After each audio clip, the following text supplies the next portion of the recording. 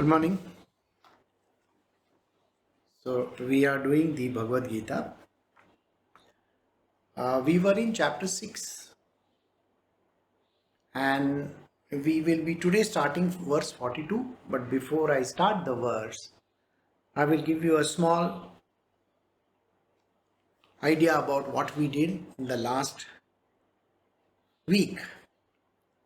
So verse 40 and 41 of the same chapter, chapter 6 of the Bhagavad Gita says that there are people who may be devoted to Lord Sri Krishna. Now, these people who are devoted to Krishna also have a certain issue with their own life, which means they are not able to perform the actions which are necessary for achieving the perfection or reaching realization which they have set out to do. It so happens that the mind is very powerful. The mind overcomes that individual and doesn't allow him or her to reach the destination. A simple example would be to listen to the Guru's words. So there are three ways of listening to the Guru's words. First is the Guru says to the disciple, do this.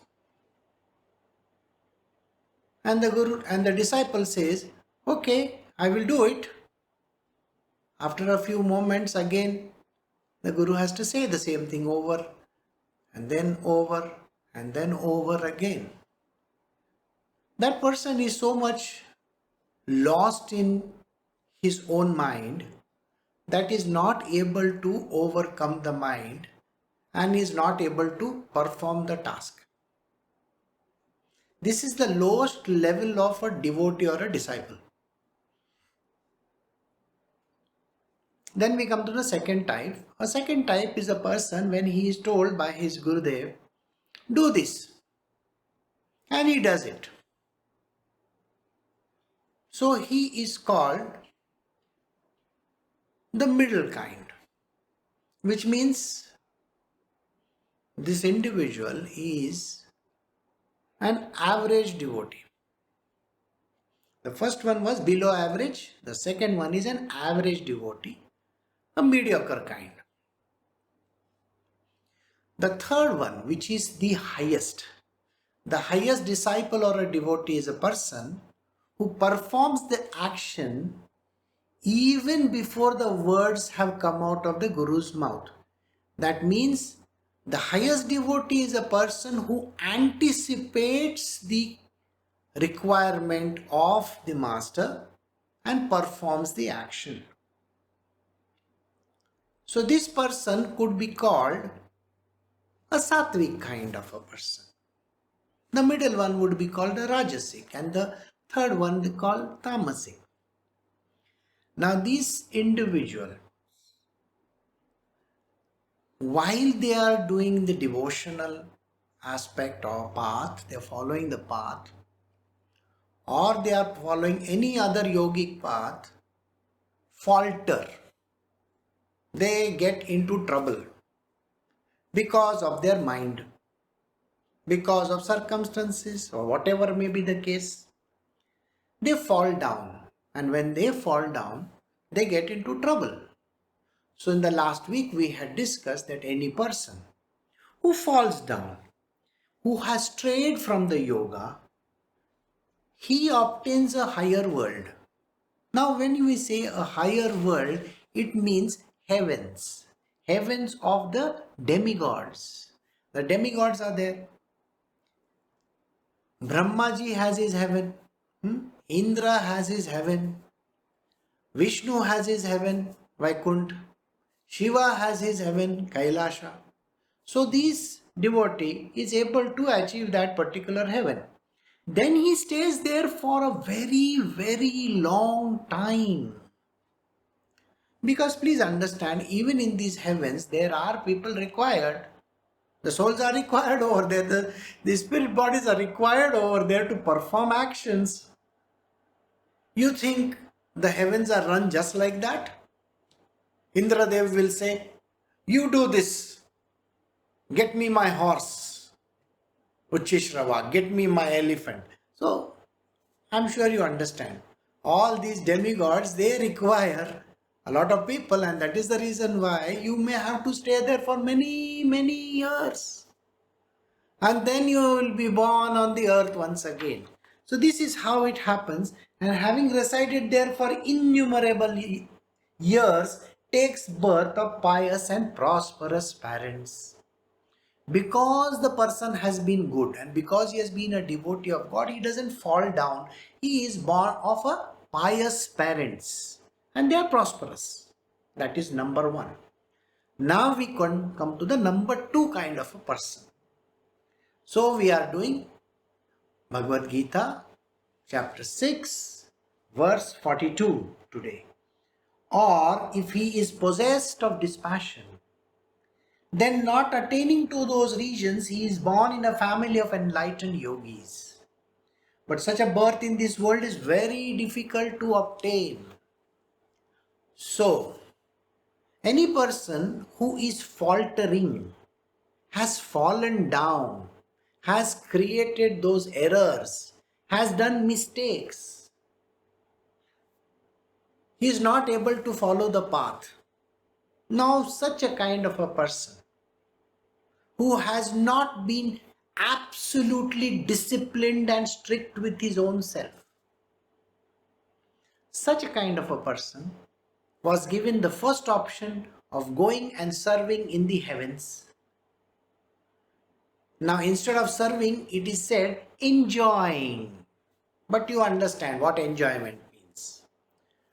The second, which is what we are doing in this particular verse, in the second aspect, he doesn't attain those worlds, which means he doesn't go to those worlds again. But to be born human again, it's an extremely difficult thing. Let me assure you, if in the last birth, if you were a human being, and to take a human birth again in this life, the next one, is the toughest thing in the world. The reason is because you have performed a lot of karmas. And those karmas culminate into you born into some lesser womb rather than a higher womb. The higher womb is a human being. So to be born as a human being, you have to be a perfect sattvic person. And how difficult it is to be born in this family, where the father and the mother are yogis themselves. Can you imagine that? You have to go towards your liberation. That is the reason why you have to be born in a pious, in a family where your parents are going to be yogis.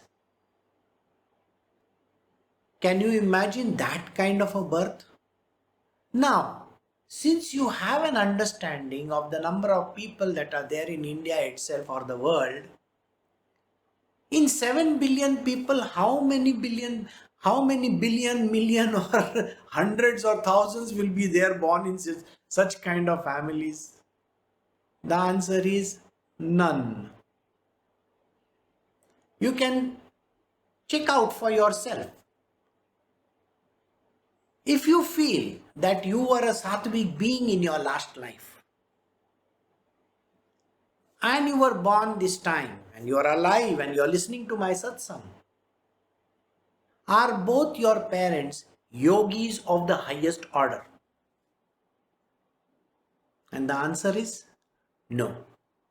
My parents are average human beings. This is what you will tell me. And you will tell your own self, my parents are average human beings. They have their own faults. They have their own idiosyncrasies. they are not able to do anything. Maybe you have a father who may be a corporate servant. He might be working in a corporate atmosphere, some company or some government organization or whatever. He is running after money, or maybe he has taken a back seat now in life and he is interested in godliness, and that is why he may be reading scriptures. If this person is like this, the wife is not going to be like that at all. She will be completely different. Or if the wife is pious, the husband is going to be completely different. So to get a set of parents, that means a father and a mother who are complete yogis, it's one of the rarest cases in the world. That is the reason why Krishna is saying the second birth which we are talking about, a devotee who has had some mistakes, faults, or problems created in his last life. Even though if he is a devotee of mine,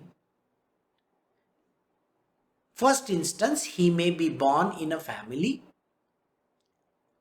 of pious parents or pious and rich parents. But after serving in the heavens for thousands of years, the second instance, which is the one which we are doing right now, this person will be born of yogis. So your father and mother has to be a yogi. Now when this kind of a person is born, or if he is possessed of dispassion, then not attaining to those regions, the regions means the heavens. He is born in the family of enlightened yogis. So you will be born in a family of enlightened yogis. So your father, your mother, your forefathers are going to be enlightened beings. But such a birth in this world is very difficult to obtain. Krishna himself is saying, this particular scripture is very, very ancient. So if it is that time, during the Dwapara Yuga, at the beginning, in Dwapara Yuga, if this is the case, in the Kali Yuga, what would be the case? Here the answer would be complete no. This verse would be not even valid today. So we move to verse 43. We are doing chapter 6 from the Srimad Bhagavad Gita, verse 43. Arjuna, he automatically regains in this birth the latencies or even-mindedness of his previous birth. And though he strives hard than ever for perfection in the form of God realization. So we are still talking about this person who is born from enlightened parents. A person who is born of enlightened parents, a very, very rare breed. I cannot even think of any parents who are like that for the last many centuries.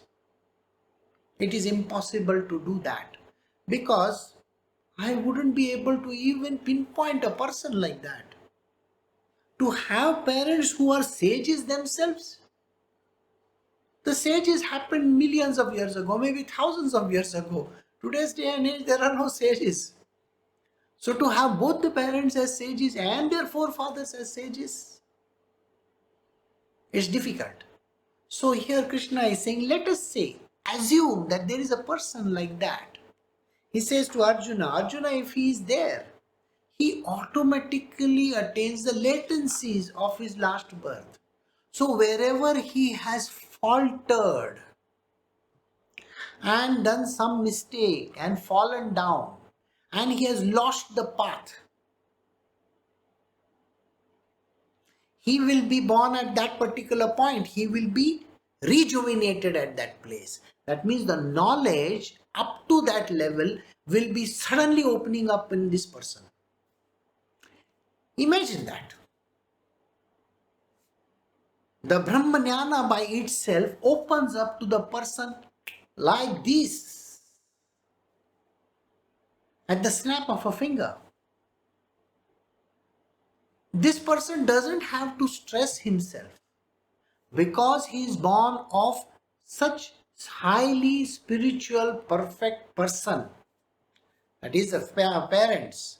So he doesn't have to stress or strain harder to achieve those kind of latencies, which clearly translates into that he is getting everything on the platter. Such a kind of a person. Do you know anybody like that? I doubt it. So, he gets to the latencies of even-mindedness. Even-mindedness. That means the person will not sway. He will be born literally like a sage. And then what happens to this person? And though he strives harder than ever for perfection in the form of God realization. Now let me tell you something over here. If you feel that you are really on the path of spiritual, your job is not easy even if you have an Ashirwad from Sri Krishna himself. If Krishna comes and gives you that Abhaydan and saying that, okay, from today you are enlightened or today you have reached the highest point, that doesn't give a person a chance to become lax. To just feel, okay, I have achieved my goal, now I don't have to do anything. No. This individual has to put double the effort or more effort than those who have not reached. In my world, I keep on telling people that to find a very, very devoted disciple or a devotee is very rare. Even if the master is the Supreme Lord himself, it is extremely tough. So in my world, to find such a kind of a person is near to impossible. Because understand, that person needs to have sattva guna in the first place. Should be born of parents who are enlightened themselves. Forget about parents being enlightened. At least the second category, prosperous and pious parents. A piety has to be there. A person cannot be running after money or thinking that I have a wife, I have a children to look after. No, absolutely pious parents. To find this second type also is very tough. So where is it possible to find a disciple or a devotee of that high caliber today? It is near impossible. And this is where the problem lies. Now imagine such a person, imagine he exists. Do you know the kind of efforts he will have to put just to be above board, above the level of water? It is more than twice the effort which a normal person, a person who is on the path of realization, he has to put X amount of effort. This person has to put 2x efforts. Which means, let us say, the disciplined approach towards life has to be absolutely near perfect. There can never be any faults with this person. Has to be sattvic, has to be enlightened, has to have the goodness of heart. Everything that the scriptures teach, that person should have those things. So the second type of a person whom we are discussing now, his or her efforts have to be multifold. When a person says, I am your devotee to Krishna, do you know the kind of efforts that are required to just remain at that level? One day I personally tested out a person. So this lady came to me and said, I am a great devotee of Sri Krishna. I said, very nice. And then I have a friend, she is a much greater devotee of Krishna. She sews clothes for Krishna and gives them every day, every few days. She does puja morning, evening.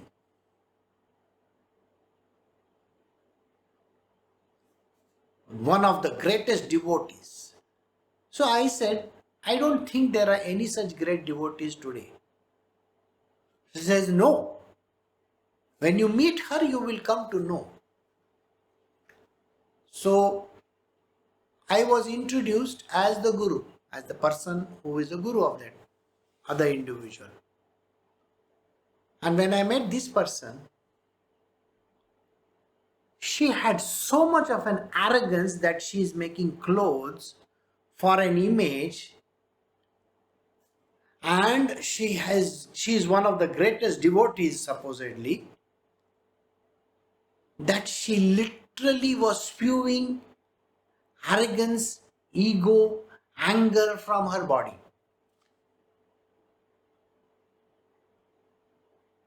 So I deliberately provoked her. And I said, how can you say you are the greatest devotee of Krishna when you don't even understand any words from any scriptures? They expect you to be good and kind and compassionate and loving and caring. So then I turned towards my other person and I said, you know what? This person doesn't stand that. To be called the highest devotee means to be the most loving and caring person in the world. In the Uddhav Gita, Krishna says the highest worship to me. Remember these words. The highest worship to me is to see God in every person. Not going to a temple and making images or giving clothes or putting garments or putting crowns and jewels and praying whole day. That is not called worship. Giving money, feeding the poor people or whatever. I mean, just no.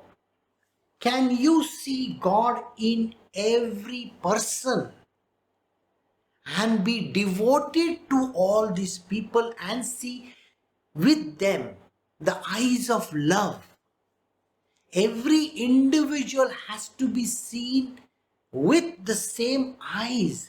That is exactly what Krishna said just now.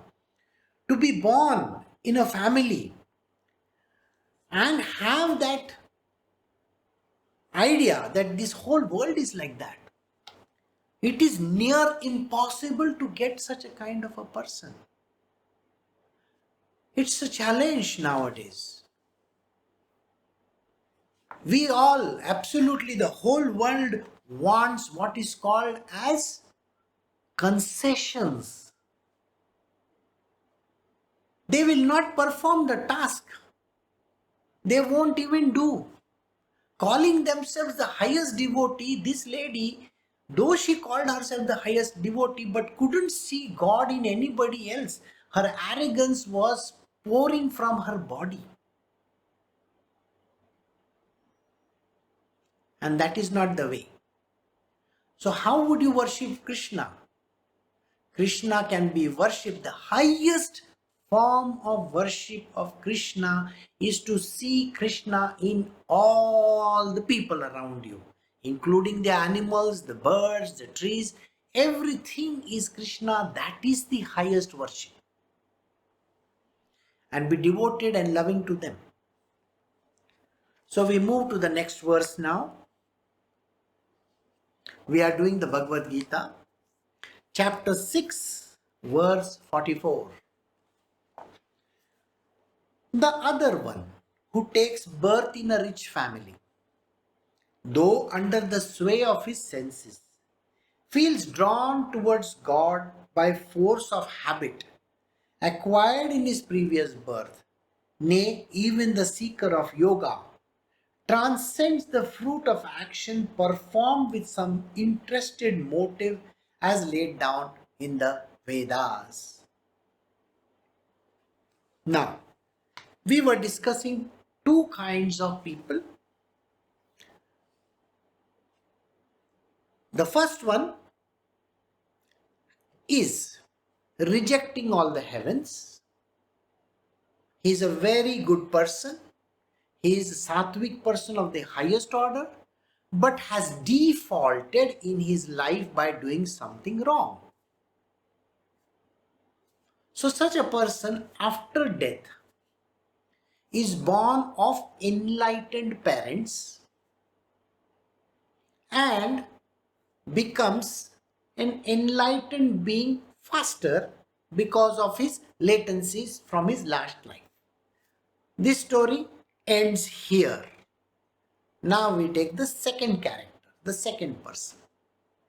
Like it is mentioned, the second person has done something wrong. When this person dies, he goes to heaven, one of the heavens that are there, enjoys over there or works over there or does whatever that is necessary over there for many, many years, and then is born on the earth again as a human being of pious and rich parents, prosperous parents. This is where we were talking about. Now further to what happens. Now this person is born again. Now what happens to this kind of a person? Because of his latencies in his last birth. The other one who takes birth in this rich prosperous family, though under the sway of his senses. So such a kind of a person, you see, when you are born in a rich family, naturally you are under the sway of your senses. Think about all the rich people in the world. Whether it is film stars or, rich industrialists or absolutely rich households, like, regal households, royal families, and so on and so forth. You have seen the children of this family are pampered. Like, say for example, the royal family of Pataudi. Saif Ali Khan is their son. Now he has a son. Now see, this child is enjoying his life thoroughly. He celebrates every function, every occasion, rides on a horseback, has got a mother who is a film actress, a father who is a film actor. They have a palace, they have everything going for them. It's literally like born with a silver spoon in their mouth.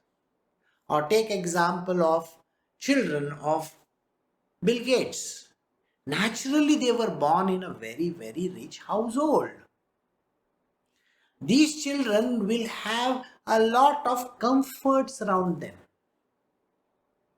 So when we spoke about the royal family, we are speaking about people who are rich because of the money that they earn in their, say in this case it's Microsoft.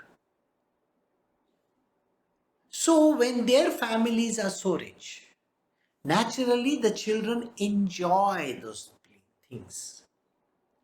They have a very comfortable livelihood. I mean, money keeps on pouring and they are very comfortable. So the second kind of a person where we are continuing the story, the person who has done the mistake in his last life, has gone to the heaven, enjoyed a certain bit over there and is born again as a human being.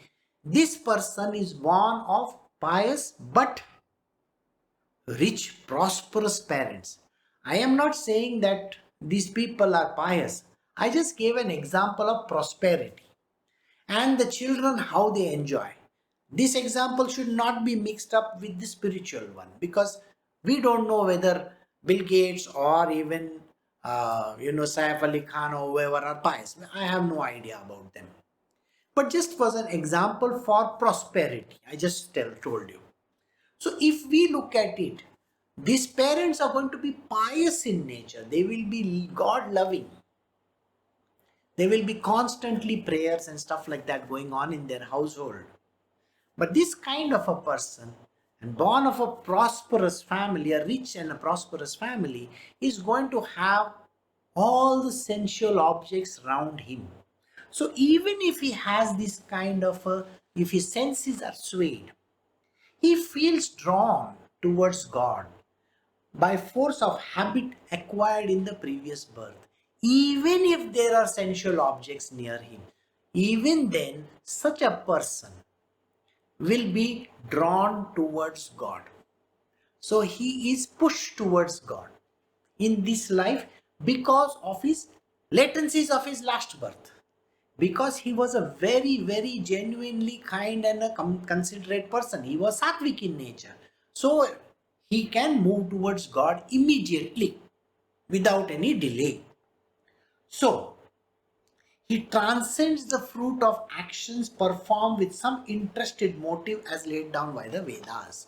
So such a kind of a person, he or she may enjoy all the fruits of their prosperous parentage and yet be pious and yet have godliness in them.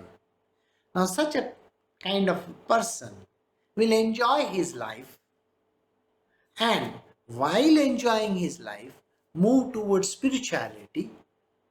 So for such a kind of a person, he will transcend the action. So whatever action that he does, the actions that are required of this person would be to get married, have children, have a prosperous family again, that is what. Maybe rule the kingdom, maybe take care of certain things, maybe handle money, whatever the case might be. This person has to do those kind of things. And after he does all these kind of things, then we will move to verse 45. What happens to this person? So we are doing chapter 6, the Bhagavad Gita, verse 45.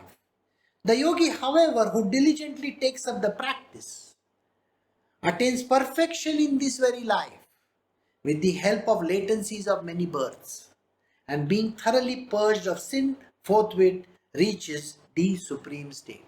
For such a kind of a person, he will continue with the practices which he has left them in the last life. Now you may think, how is it possible? Well, the ease with which he will find a guru. He will find a guru immediately. He will get onto the yogic path immediately. The person who meets the guru goes on the yogic path like that. Is able to grasp spiritual stuff fast, quickly, which means very simply that there is no need of an explanation to be given to this person. So when the person opens the book and he is being taught by the guru some things or some kind of a yogic activities like pranayama or this or that person is so fast in grasping it, immediately he is able to answer the questions, immediately understands every intricate detail of the scriptures. The knowledge just opens up like that, suddenly. So this is what happens. Diligently takes to practice. He has to take to practice. Listen, that is exactly what I told you. Whether you like it or not, you have to go through these stages. Meeting the guru, going through those stages, yes. But destination is faster. So, attains perfection in this very life with the help of latencies of many births. So in many births, this person has achieved so many objectives. So in this life, there is not much of a difficulty because he is able to see the problem, solve it, see the problem, solve it, see the problem, solve it. He is able to understand the scripture left, right and center. He's tack, tack, tack. The person understands everything, does all the activity like that. He is the highest devotee. Remember, I told you there are three kinds of people. The third one, the highest one, is a person who can anticipate the problems, anticipate the questions of the guru and perform them even before anything has happened. So so he is the sattvic kind of a devotee. He is a person whose knowledge just opens up like that. Such a kind of a person. He reaches the state of self-realization instantly. Doesn't take time at all. Just like that. So, forthwith reaches the supreme state. So, we have done two kinds of people. I will give a small recap of it. So, there are people in this world who, though being a devotee of Lord Sri Krishna, fall under two categories when they create problems in their lives. Like I said last week, some of them fall for lust, some of them fall for greed, some of them fall for the laziness of this yuga, some of them are not able to overcome their mind. Something happens. Now, if there are two kinds again, the sattvic kind of a person is born of enlightened parents. He dies, goes to heaven, maybe he does, maybe, or he doesn't. But he is born. He is born of enlightened parents and attains the status of enlightenment immediately because his latencies are there of his previous birth. Now we come to the second kind of a person. The second kind of a person is not sattvic so much, is tamasic or rajasic in nature. Such a kind of a person has to go to the heavens for a very, very long time. He is born to pious parents, but the pious parents may be prosperous. So this person enjoys these comforts in his life. He enjoys the comforts in his life, but is able to understand, is able to grasp because of his previous competencies, previous life's competencies. And he enters that level where he meets the guru, he is able to understand and he reaches the state of realization in that life. So whichever case you can take, it is very good. The only reason why it is very good is because he is a devotee of Krishna. So, we move to the next verse. We are doing chapter 6, verse 46 from the Bhagavad Gita. The yogi is superior to the ascetics. He is regarded superior even to those well versed in the sacred lore. The yogi is also superior to those who perform actions with some interested motives. Therefore, Arjuna, do become a yogi. Now, Krishna has given multiple examples over here. This is the first time when he is bringing out the subject that there are various kinds of yogis in this world. If you recollect, in the Bhagavad Gita, he has told Arjuna, you can be a Sankhya yogi. A Sankhya yogi is a yogi connected to knowledge base. So he is supposed to get enlightened if he does tremendous amount of pattapascharya, so on and so forth. And there is a big pathway. It's a long path. Today's yoga, we find hardly anybody on that path because our minds are not adapted to grasping any knowledge. We have specific knowledge of specific subjects, but we are duffers as far as knowledge of the other things are concerned. And spiritual knowledge, wow, it doesn't even exist in a human being. To find such a kind of a person who is on the path of the first kind of a yoga is a very tough challenge. So he said there is second path. The second path is called the path of Karma Yoga. You can do the second path. That means perform actions without any focus on the end results. You cannot take charge of the end results at all. You have a right to perform the task, but you can never be focused on results. So, if I am a karma yogi and if I am working in an organization or if I am working really hard in my fields or in my life, whichever, whatever I am doing, I should not be bothered about how much money I'm going to make, how much fame or fortune I'm going to get, which position I'm going to get, how I'm going to grow in my life. This should never be the criteria. Can you find a person who is not bothered like that? Ask yourself this question. Is there anybody in your life whom you know is not concerned about the money, the power, the fame, the fortune, or the end results? Everybody does some job or the other with a focus on the results.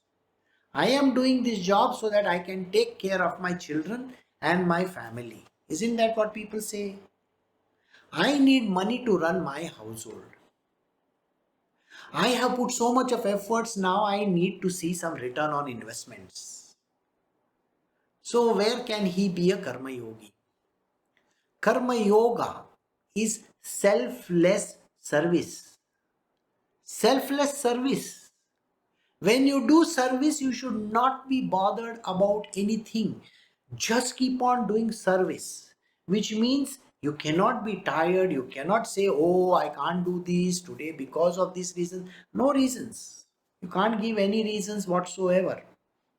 Your focus is only to do your job.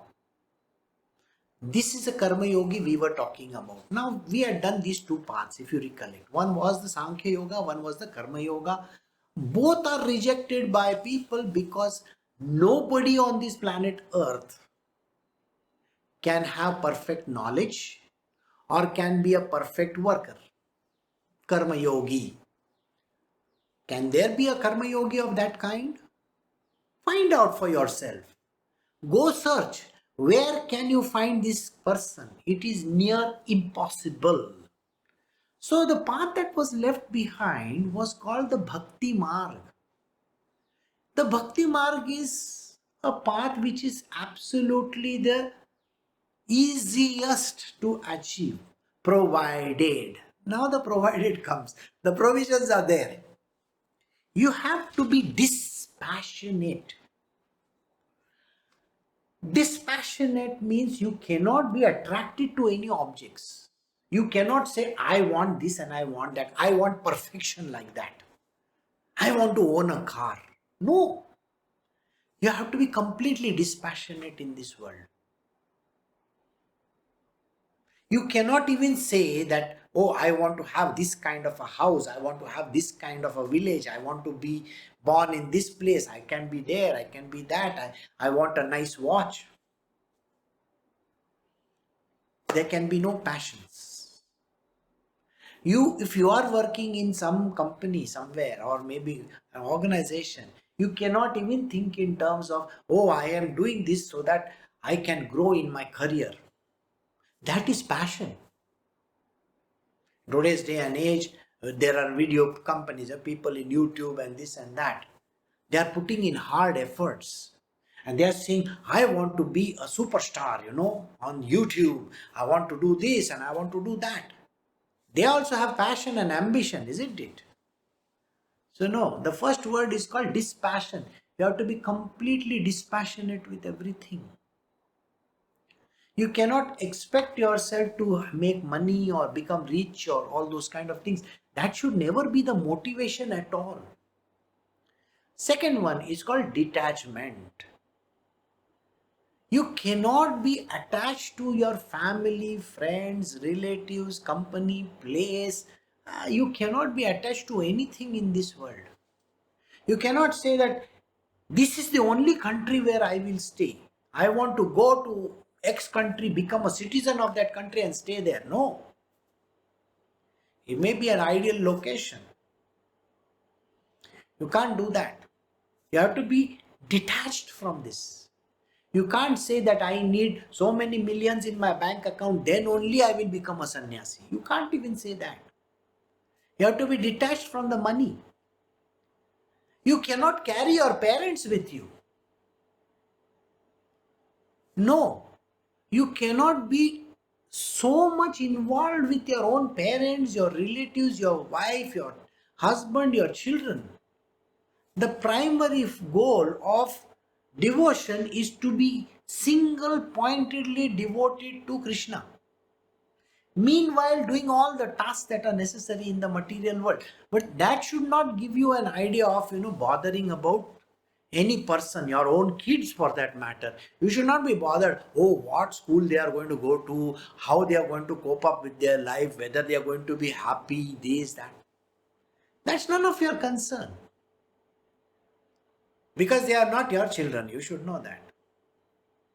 They are God's children and God knows how to take care of them. You just have to do your duty, whatever duty that is there, in a completely dispassionate manner. So second one was detachment. You cannot have attachment to place, money, power, family, relatives, no friends. Third one is called discrimination. How do you see God in everything? You can't have enemies, you can't have friends. If you see right and wrong, how can you see right and wrong? Discrimination simply translates into you have to see God in everything. Can you do that? So the path of bhakti is simple, but these are the basic criteria that you have to do. Single pointed devotion to God. So this is what he is saying. This yogi, the one which we did, the previous 6 verses that we were doing, such a kind of a yogi who is born of pious parents or who is born of enlightened parents, such a kind of a yogi is superior to ascetics. So there are sadhu mahatmas in this world, but because this person is a devotee of mine and he has attained this level, he is reborn on this earth in a good family, such a kind of a person who is now on the path of spiritual in this life once again is greater than an ascetic. So there is a Sadhu Baba who is sitting in the Himalayas. He may be sitting for thousands of years, doesn't matter. So such a kind of a person who may be sitting over there for 1,000 years cannot match a person who is a devotee of mine. Because this person is higher than any ascetic in the world. So if you have reached that asceticism, where you are living on just maybe grass for all you know, or maybe just air, you may be living just on air, still you are not such a great person as the devotee of the Lord. So the devotee of the Lord who is completely devoted to Krishna, the third kind, Bhakti Marg. Bhakti Marg is greater than even asceticism. Then he says, he is regarded superior even to those well versed in the sacred lore. People who read scriptures, who write scriptures, the Bhagavatams, people those who are exponents of that. So there are people in this world who are kirtankars, poets, who sing the glories of God. There are people who are completely devoted to the divine. Such kind of people who are engrossed in the God by writing their poetry, their books, their sacred lores, they tell stories, they do bhajans, kirtans, go to villages and do all kinds of things. They may be that, but he is superior to even them. This person, remember, we were doing about those 2 people. So these people are superior even to those great people who sing the glories of God. Or this yogi is superior to those who perform action with some interested motive. So he is greater than any person who is performing the action. Remember, the karma yogi type of a person. He is greater than any of those yogis also. And there are some who do interested action. He is greater than them. That means in terms of hierarchical growth in spiritual, their hierarchy, this person's hierarchy is the highest. He is higher up because he has perfection on the path of devotion. Devotion is the highest path ever.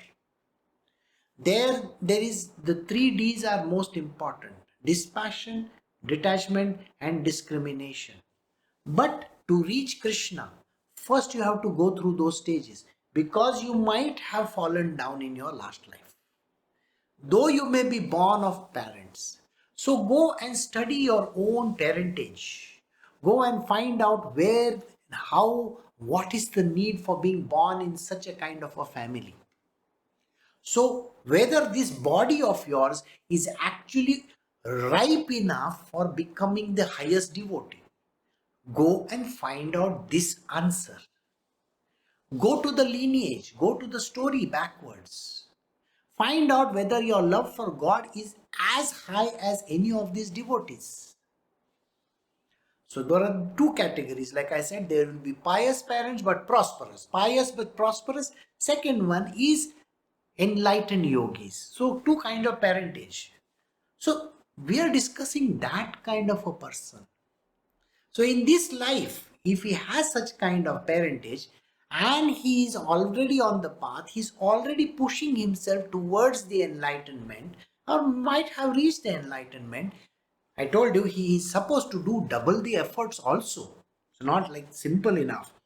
So he is superior to even those who do the karma yoga path. Therefore, he says to Arjuna, Arjuna, you do become a yogi. So he says to Arjuna, you also become a yogi.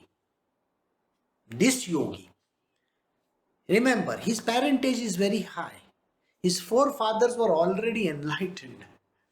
Arjunas.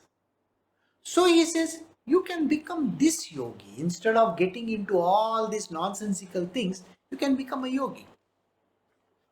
So we come to the last verse of this particular chapter, chapter 6. This is verse 47 from chapter 6 of the Bhagavad Gita. Of all yogis again, he who devotedly worships me, with his mind focused on me, is considered by me to be the best yogi. So such a kind of a yogi who is completely devoted to me. Here, let me give you the understanding. Krishna is very clearly delineating the factor that he is the highest.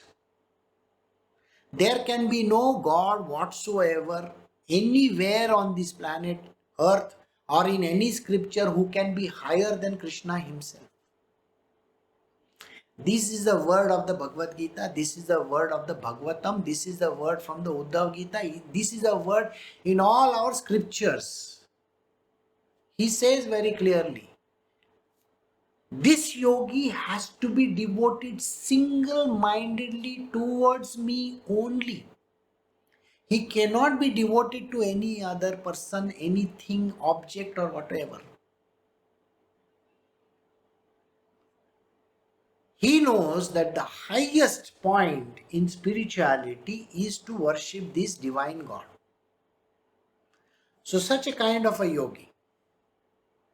This is the bhakti yoga type of a person who has very good birth, has got the latencies from his last life, is able to reach this understanding faster and faster, is able to transcend the states. Such a kind of a person. Imagine this kind of a person. When you have this kind of a person, he can reach me. Criteria: to be the highest devotee of mine. So Krishna says, you have to be the highest devotee of mine. No other objective. You have to be 100% devoted to me. So, he who devotedly worships me with his mind focused on me. So your mind has to be completely one with the Lord, Sri Krishna himself. So there can be no other person in the mind. No doubts whatsoever. Absolutely pure heart, pure mind, pure body, pure senses. Everything has to be pure and single pointedly devoted to Krishna's feet. You can't be saying that, oh, I worship this God or I worship that God. There is nothing like that. There is no worship of any other God except Krishna himself. So when he has this mind totally focused on me, is considered by me to be the best of the yogis. Then only I will consider him to be the highest and the best yogi. So Krishna has now clearly put forward who is the best yogi in this chapter.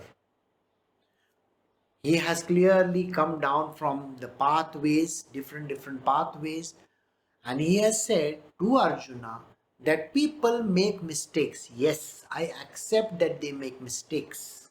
They cannot overcome their mind. But if they are devotees of mine, and if they have made a one mistake or two mistakes in their life, and yet being devoted to me, they will die.